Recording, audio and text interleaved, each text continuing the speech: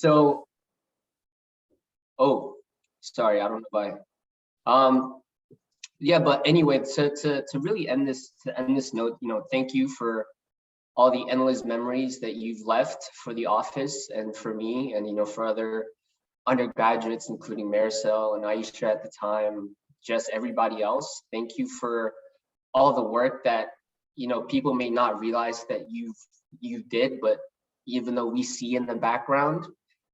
Thank you for making an impact to not just me, but to Chad, to Renee, to everybody in that office and in that whole floor of the UC, because we know all the hard work that you do, and we understand the difficulty that it takes for you to throw these events every day without complaining one bit. And that's what I love most about Claire. Like, she loves what she does, which is why I know she's going to do well. And where is it again, Clara? USF, is it, or UCF? USF, yeah. USF, yeah. That's it. Thank you. Thank you, Julia. Thank you. Anybody else want to share a memorable Clara moment? Please feel free to jump in. So we also start. So I have one, and I'm collaborating with International Affairs. And when I started to get Clara and I worked together, I had just known Clara kind of in the office. We would chat, we would meet in the hallway. Our offices were on different floors. And I remember the first time I went to a seminar that Clara was leading, and I was sitting there, and all of a sudden I was so blown away by this person who I had known for several years as a colleague, but in passing in the hallway and chatting and stuff, and here was this woman making this presentation, and I was so impressed. And I think I actually said something to you after that, because it just blew me away, and you always have all the presentations I've enjoyed, all the meetings and everything. Just done a wonderful job. Really.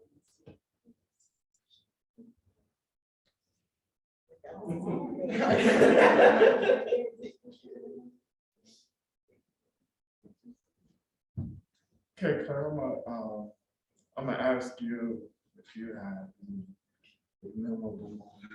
Oh my goodness, I have so many incredible memories here at Lehigh, and it's hard to choose one because it's just been, for me, literally a journey. I've noticed my own growth, and it all has to do with the people that I've encountered and learned from, and all of you are part of that. My favorite memories is when the entire community comes together. And so we had several of those opportunities with the International Bazaar and with Dance Fest, my kids on the stage showing off their dance skills, and even to the smaller events of just having students connecting. So like the mix and mingle that we've had with the Faculty and Staff of Color Network and a Circle of Sisters and MOCA, our Heritage Month programming. I remember bringing in a speaker who I had fangirled from a long time, and having her come and be a featured speaker at Hispanic Heritage Month was incredible. But just honestly, like every time I step on this campus and interact with someone is this serious memorable moment, because we start thinking about things that we've experienced, or something that we're looking forward to. So it's just hard to pin down a specific one, but and it's funny because I was prepped on this question and I still cannot just go on to say this one specific one. It's just hard. 16 years is a long time, so yeah. And so we sort of go down memory lane. I remember talking with you, Claire, about growing up here in this region, and the fact that Lehigh sort of wasn't on your radar. You just didn't even think of it as an option. And I've heard so many folks now in this region, particularly folks of color, who say the same thing that you said about Lehigh. It's just not an option for them. So I love, if you would just tell us, how the hell did you get here? Yeah, I mean, you were spot on. So Lehigh, it was not only that I didn't think it was an option, I didn't know it existed. And I went to William Allen High School, which is right here in Allentown. And so when I was speaking to my advisors, it never was Lehigh part of the conversation. And so when I came back from my time, and after I went to undergrad, went to China, spent 4 years there, came back to the Lehigh Valley. I worked at CareerLink, and my colleague at CareerLink was like, hey, there's a position at Lehigh University. And I was like, what the heck is Lehigh University? Where's that? Wow. And she was like, look, it's in Bethlehem. You should really try to get in, because it's English as a second language. You speak Spanish, and you know, that thought of like that connection of ESL and Spanish has always been the case. So it's like, but I felt like a lot of my skill sets really spoke to that position here at Lehigh. And then I just gave it a shot and started working as the coordinator in ESL. And I was so surprised that a lot of our students were coming from China, especially during that time. And so I met some of the students that were actually living in the same city that I lived, in Nanjing. And that connection was super, just incredible and instant. And have been here ever since. So it was kind of by chance, but also really eye-opening, because I shared that story with so many folks on this campus. And I am so happy that it was not forgotten, and that other stories like these have been shared. And so there is a much more intentional push to share the presence of Lehigh, who Lehigh is, with other schools around the area. And of course, offices like Student Access and Success are helping students who are first gen, who are very much the same background as my own, and really be successful here at Lehigh. So share those stories. That's huge, right? Like if you have stories, share them, because you never know who can actually help, how it can help pave the way for others. And in my case, I feel like that really helped pave the way for some students in the local area who are now part of this Lehigh community. Yeah, I think I appreciate that story, because it reminds us the progress that we have made, which is evident by a lot of faces we see, both in this group and alive, but also the work that still needs to be done. Right, Because there's so many folks who still to this day that I've met in my almost 2 years here, that sing that same song. So many folks have sing that same song. Lehigh is not even an option. Yeah. And as you may know, my husband is also from the Lehigh Valley. So he has a very similar story as well. He came to Lehigh. He didn't know about Lehigh because he was made aware of the parties that went on the campus back in the 90s. So he did share that he went to a party in Lamberton back in the 90s, in Lamberton, which is funny because it was in Lamberton back then. But but not for studying, right? That wasn't ever really something that he even shares he heard.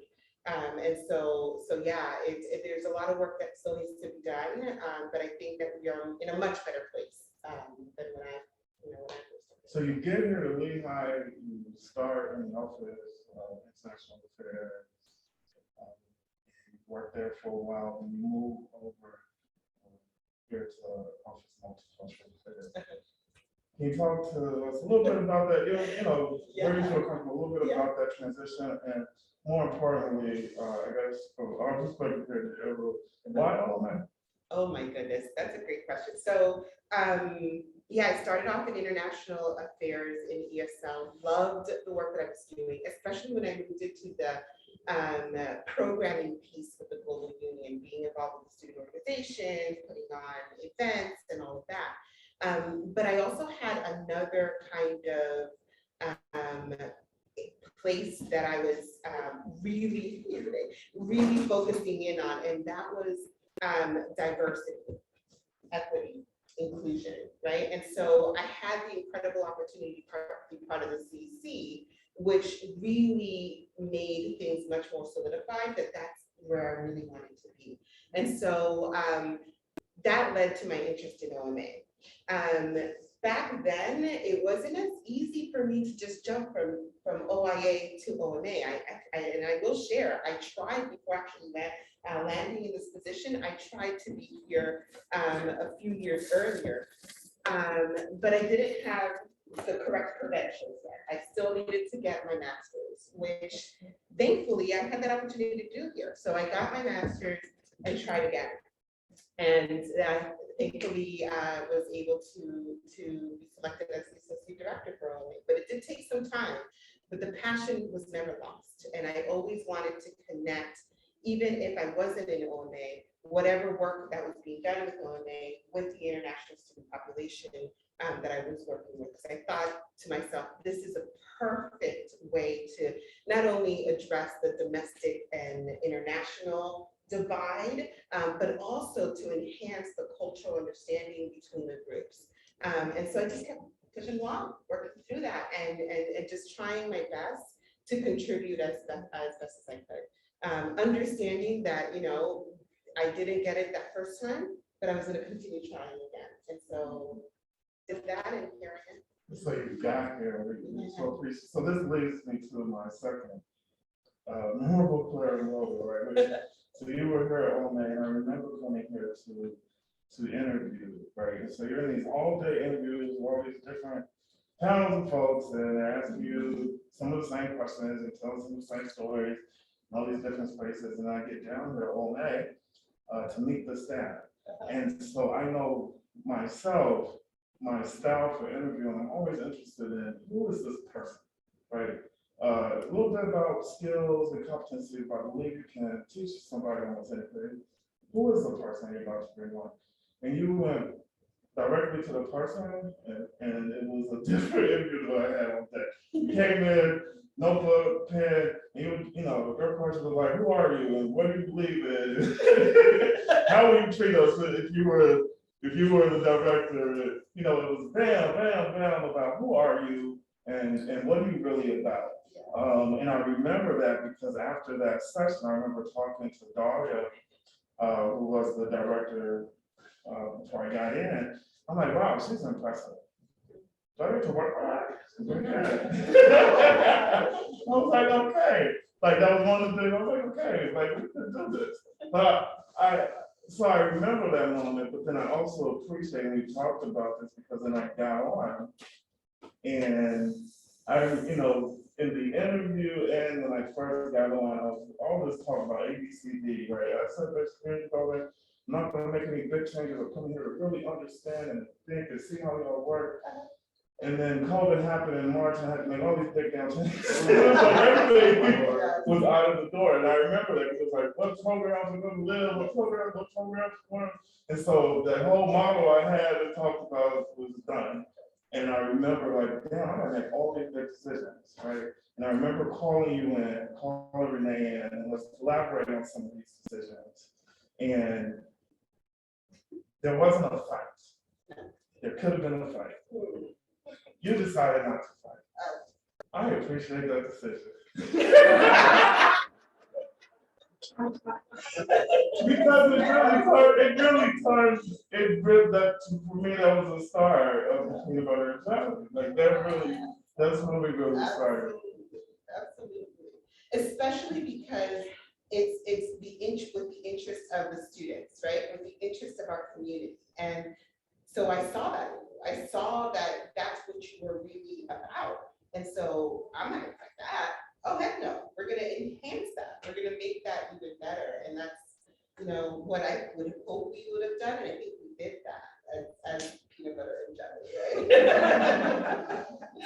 right? And so I guess to the lessons learned, right? And so I wanted to have folks also share the learning lessons from Clara, some of these lessons that you learned. So for me, Clara, I think one of the lessons I learned was the importance of that kind of work environment. So, you know, I've had, unfortunately, I've had, so before Lehigh, in the last 6 to 8 years, I've had 3 jobs before Lehigh, right? So before, with various work environments, right? Some good, some the opposite good.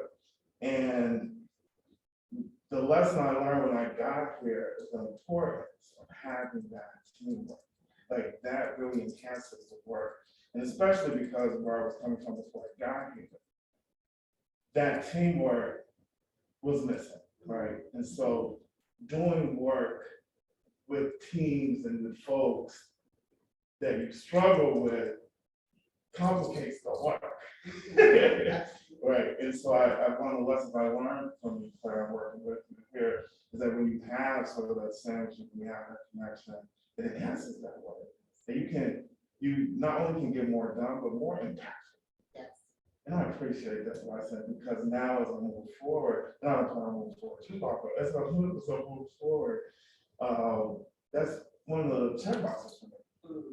Is making sure now that there are folks there that can have that synergy and complicate that. So I appreciate that. Now I want to open it up to the community to see if any of you had lessons learned or shared with Clara. So I'm going to try not to cry for this because there's many lessons learned from Clara, as you all, I'm sure, have experienced, but I want to share a memory and a lesson, if I may. So when I first really started getting to know Clara, it was actually through a conversation about your kids. I don't know if you remember this, but we had interacted a little bit, like, as you know, with your work in Hawaii, Global Union, and I met your kids for the first time. I think it was at a Zomer event or something. And my nails were painted, and afterwards, you maybe like a week later, you came and found me and was like, "Hey, like I wanted to share with you a conversation I had with my kids." And Clara said, "You know, my kid said, why didn't he have his nails polished?"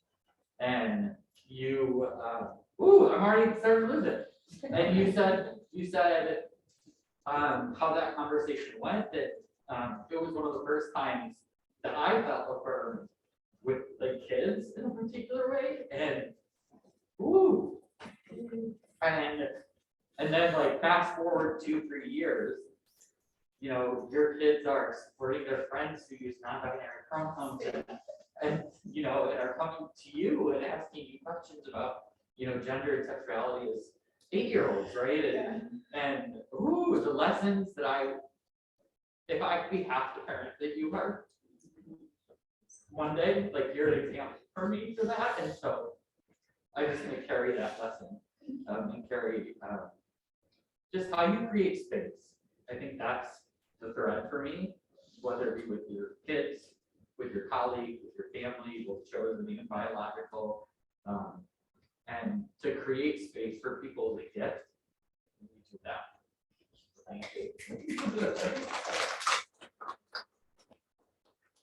Those of you who've never met Clara's kids, it's just a big loss. I mean, they are incredible. Like they are so impressive from the first time you feed them to the rest of the time. Just incredible, incredible.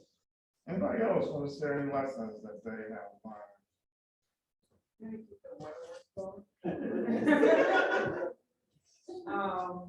Man, I'm so proud of you. I cannot think about you on what you're doing. I think your family,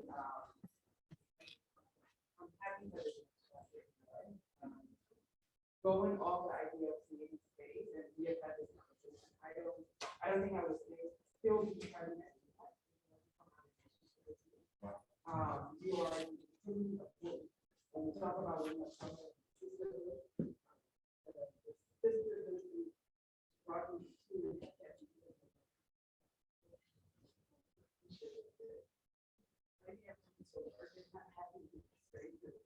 it's hard to process this, but I'm happy to hear so much for always opening your door and calling on the phone. And you know, that actually she said.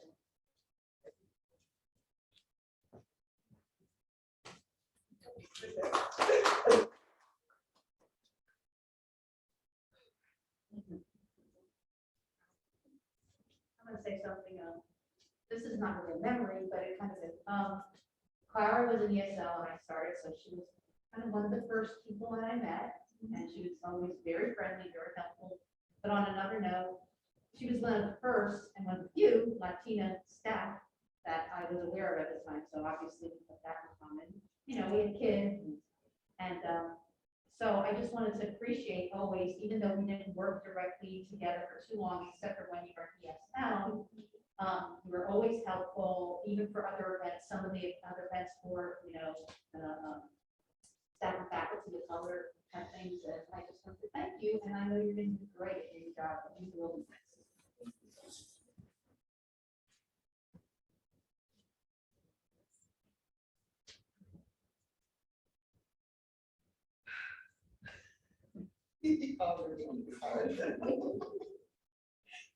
So Claire, let me take a little time to hear from you again.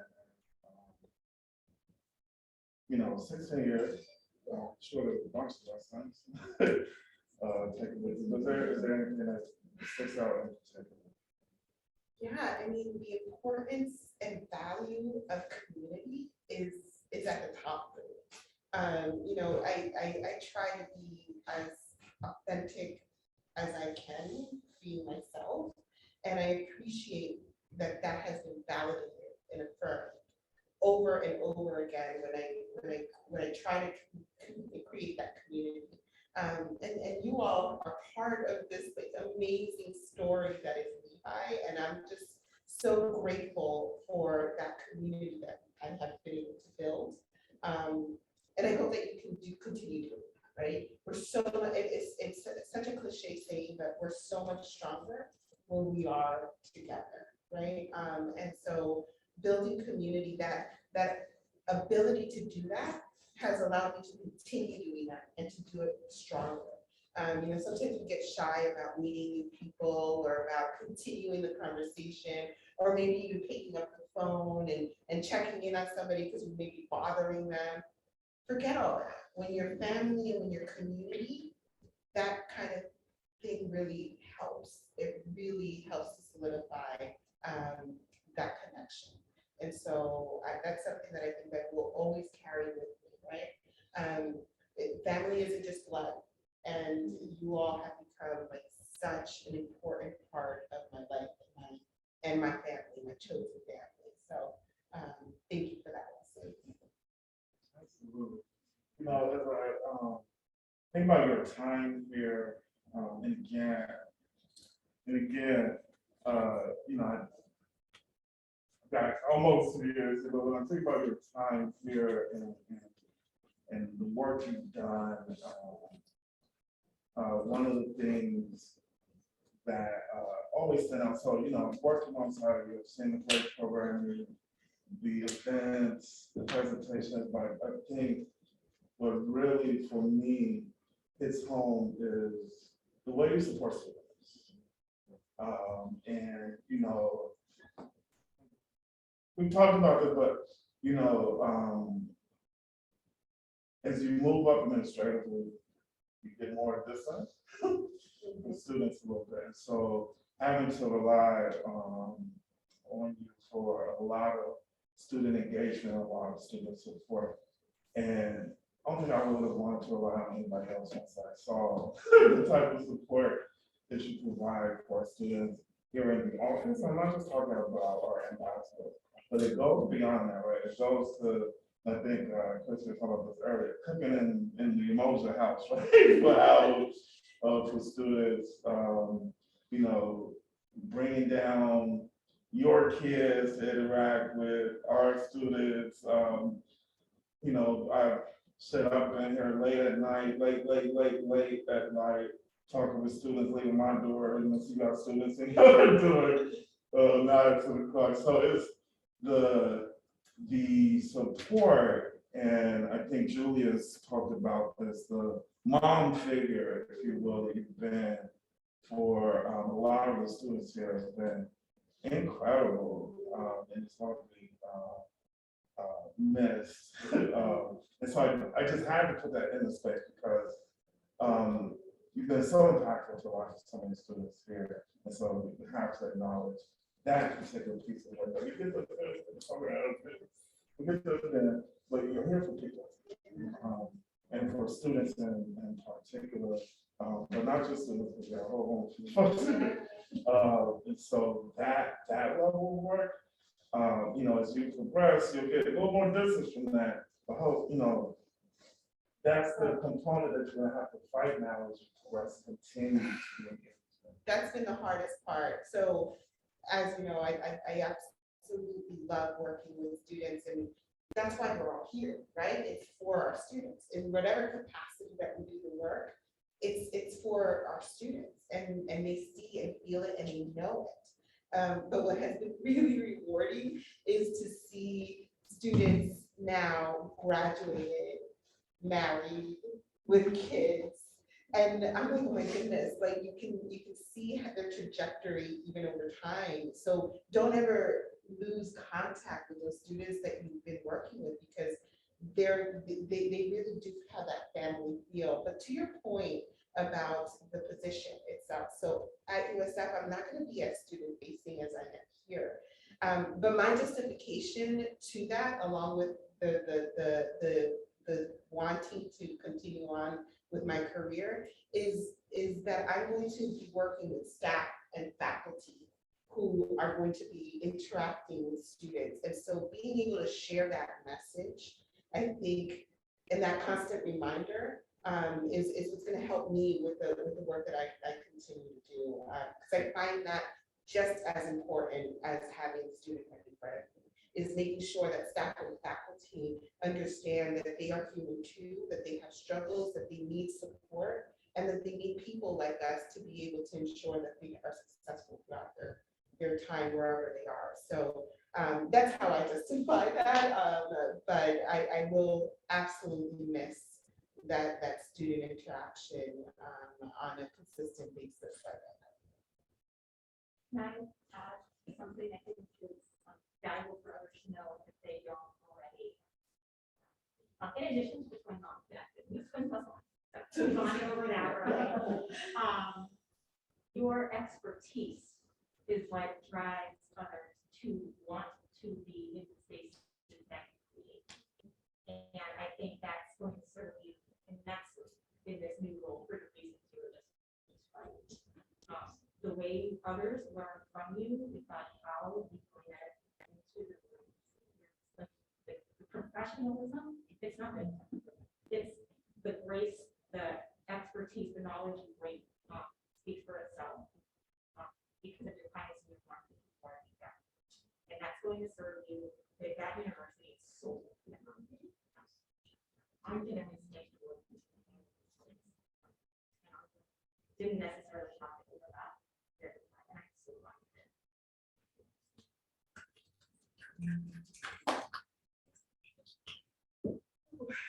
I'm wondering if I can read some messages that have been sent over via chat. So Katia said, so happy to be here, dropping in before meeting to extend my best wishes to Clara. And Leslie said, I have to pop out for another meeting, but I wanted to thank everyone, especially Clara, for allowing me to soak up this joy. I have admired Clara since I first heard about her, and even more when I was lucky enough to interact with her. I wish you the best of luck. You're going to be amazing in your new role. They are so lucky to have you. And then Carla said, I'm very bad at goodbyes, so I can't speak the words. So glad to be part of any celebration that honors Clara's hard work and dedication to making Lehigh a more caring, compassionate place to work. While I'm sad to see you go, your impact on this community will be long lasting. Thank you for challenging all of us to be better until our paths cross again. So we took the little walk down memory lane, share some memories, talked a little bit about the work here. Close us out on the work here, the transition to sort of looking at some future, doing some future casting, but talk to me about the most rewarding, the most challenging and the most rewarding of your work. Most challenging and rewarding work here. Oh my goodness. So let's just start by saying it hasn't been easy, right? Like, I mean, it hasn't, you know, whenever you come into a space and you know that there's something that needs to change in order to make it better, and you voice that, you could have, there's a lot of things that could happen, right? You could be told, no, it's not the time, it's not the space, and all of that. You could also be just disregarded. Or you could be put in a bunch of committees and talk about the thing 1,000 times over, right? And I've had all of those happen. I'm grateful for those opportunities. And it's been extremely rewarding to not only be selected to be part of those groups or those conversations, but also just to say, you know what, I don't have a seat at this table. I'm going to pull up this daggone folded chair and I'm going to sit here and talk about what needs to happen, right? And even if that means that I'm going to be labeled too passionate or too whatever, whatever is being said is being said. It's a feeling, it's a thought. And it's a call for change and a call for action. And I've had those opportunities. So I really like to just think back and that balance, right, of those moments where I was just so frustrated and wanted the thing to happen and the change to happen quickly. And those moments where I just was able to step back and say, you know what, there are all of these things that need to happen before we get to that actual change. And so I've learned a lot about how to navigate that. And you can give up. It's easy to give up, right? It's so easy to say, I'm throwing my hands up, nothing's happening, I'm just gonna leave and I'm not gonna do this. Or I'm not gonna continue these conversations. It's a lot harder when you have to sit there and sometimes pull back and other times be the voice. And so I try to just continue doing that, just being there, providing that voice if needed. And oftentimes I was the only one that looked like me in the room. So that adds another layer, right? Because you just don't know what kind of reactions you're gonna get. But I've learned over the years that if you don't say it, if you're not there, if you're not trying, if you're not persevering or continuing to consistently try to make that change, it's not gonna come. It won't. But I am proud to see that there have been changes. And that some of those changes came because of voices like mine and others that affirmed what I had to say. So continue doing that because Lehigh needs it. It's a wonderful place. It is a place that is rewarding. And we really need to continue working to make sure that the environment is one that not only students, but staff, the faculty, and our alumni can come back and be proud of. And I'm an alum, so I'm going to be back. Thank you. So yeah, so as an alum, I'm going to hold you all accountable.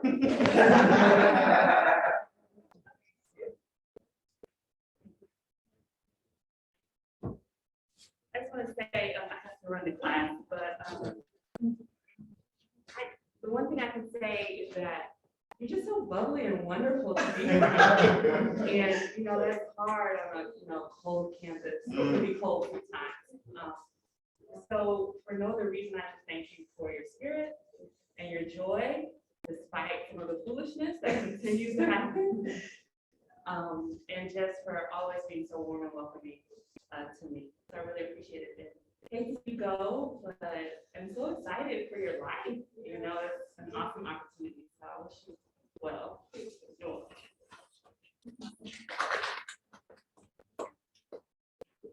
So you say, I'm sorry, there are interruptions. So you say sorry, you said the word, sorry. It is easy. And so I want to talk a little bit about that, but from a different angle, right? So one of the things we decided to do here at Ole Miss is to change the way we communicate, to change the tone and the style.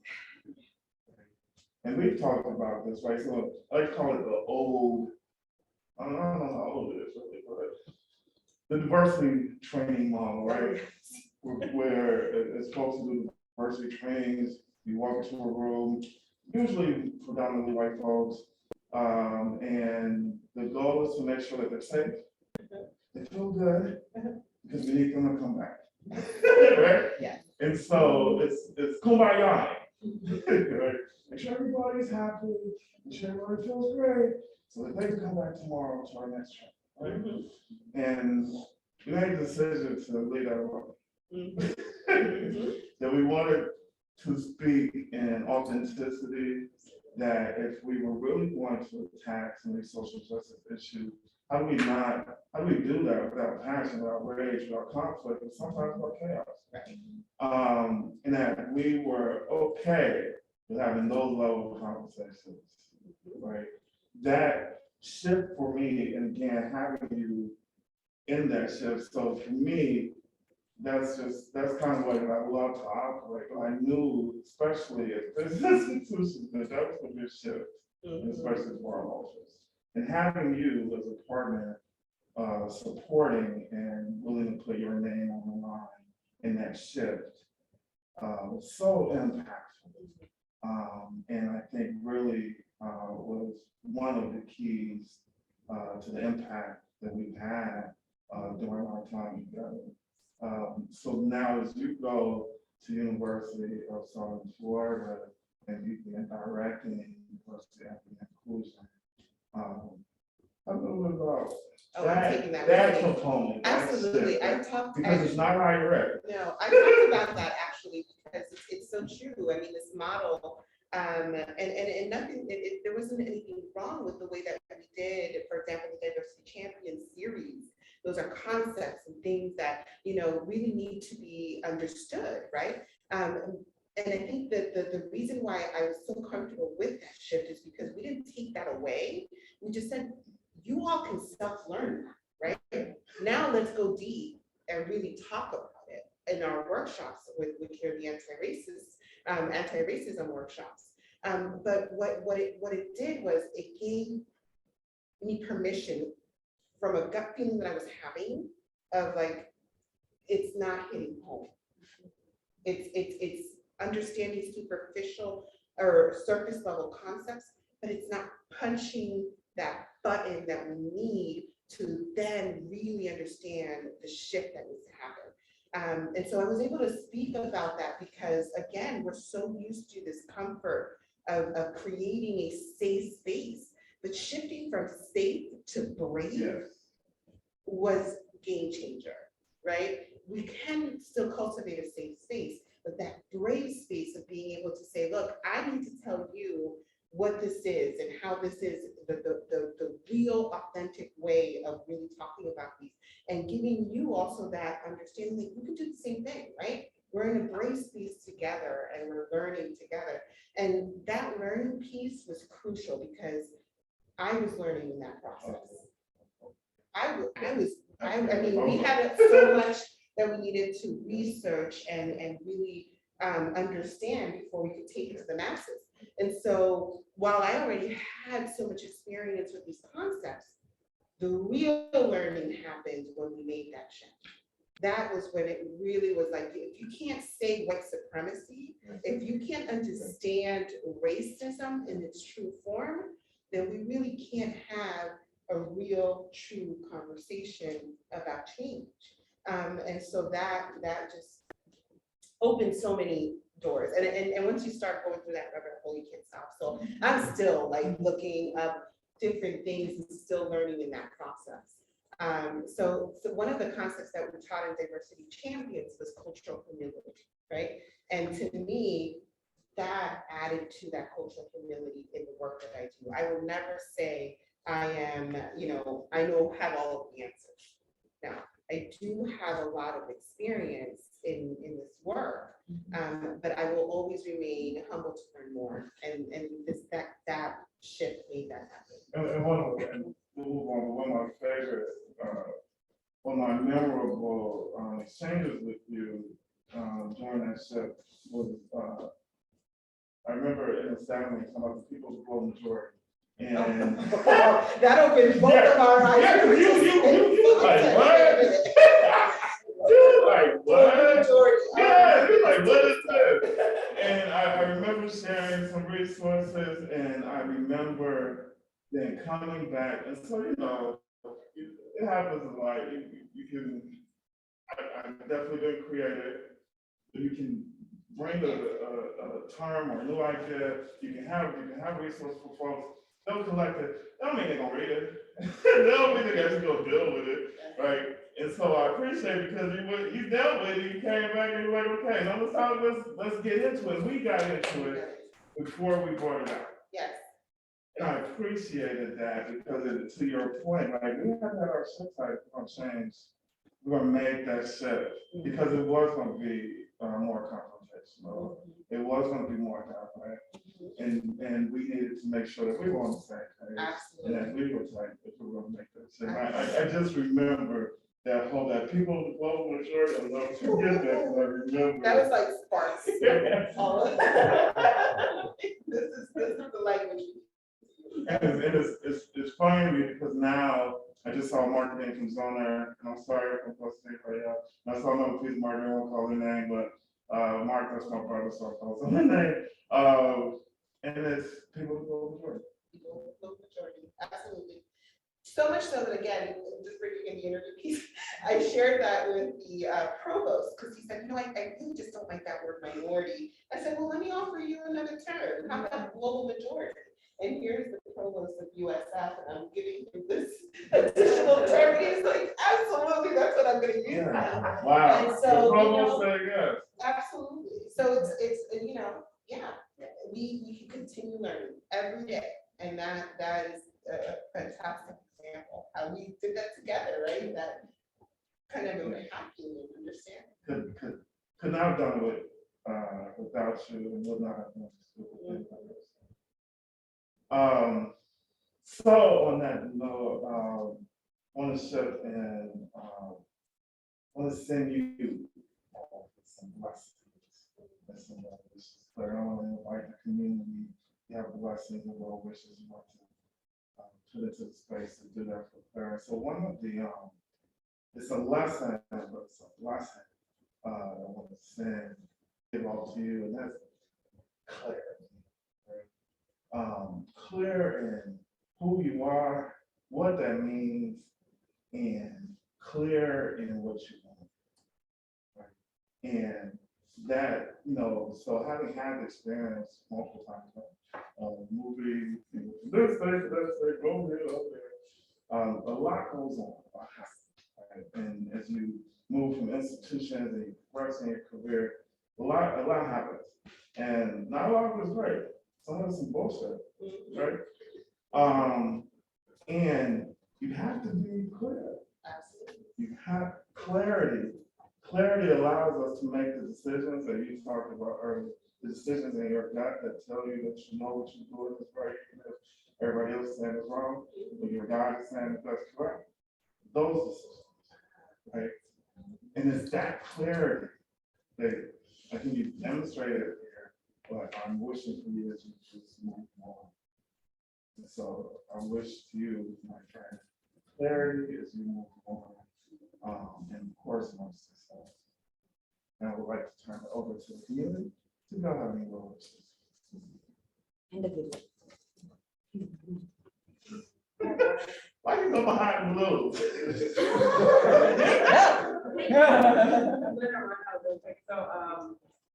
And you've heard me say this before, but just as you move forward, always remember that every disappointment is a blessing. And that was a growth experience for you. Nobody can change it. And I feel like I'm saying that because we said the same thing, but you know what I'm talking about. Yes. And I appreciate you always sharing that with me. It's a guiding thought. Thank you. There's so many things that I would love to say, and I never thought this moment was gonna happen. When we were in a meeting, what was that? Yeah. Stunned. You were. I never moved past it. And it's interesting to hear you say that you never knew about Lehigh even growing up in this area. But I can imagine Lehigh without you being here. It's Lehigh without you. You've always been here, and I think your integrity stands the test of time. You are always there for everybody to listen so authentically, so passionately. You make everybody feel important. And the integrity that you have is just so unmatched. And how you stand, like the style of mentioning is on and how you parent is so important for those of us who may not have had those parents who've had great examples. And I think you are refreshing to say, wow, like this is someone who can really lead not only on the college campus, but with their family. And so the blessing that I want to leave you with, that I hope that carries is just peace. Peace that you receive the same peace that you give to others, and peace that in the decisions, the clarity, the blessings that you receive, that there's peace within that. And there's gonna be tough times, confusion, all those things, but I hope that your world is surrounded by peace, that you give that to so many of us, so authentically, so effortlessly, and so lovingly that I can't ever think of having ever an unpleasant interaction with you. So I think a person like you deserves so much peace in every aspect of their life. So I love you and wish you so many blessings and so much peace. We are a little bit past our time, and I do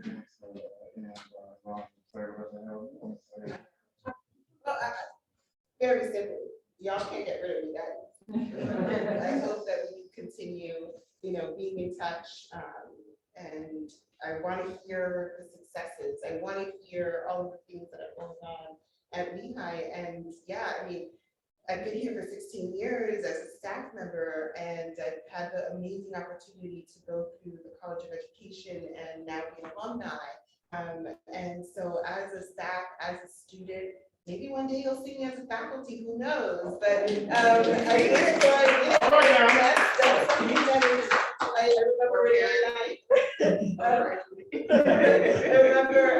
Renee, saying, you've got to speak things into existence, and you've done that, and Chris has said that, and I'm, like that's, and also the goals, and okay, this was your goal, and now, you now need to set another goal, and I'm like, yeah, that is faculty, and who knows, if it's there or here or wherever it is, but regardless, I really feel great in this community, and so, like I said, you're not gonna. And she already promised to do an MROOM for us, so. We're gonna do that.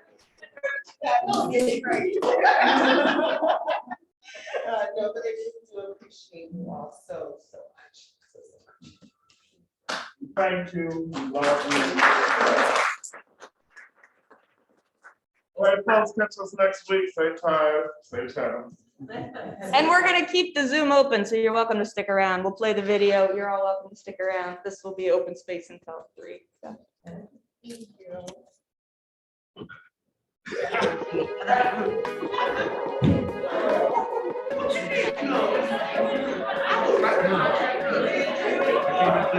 I'm so glad.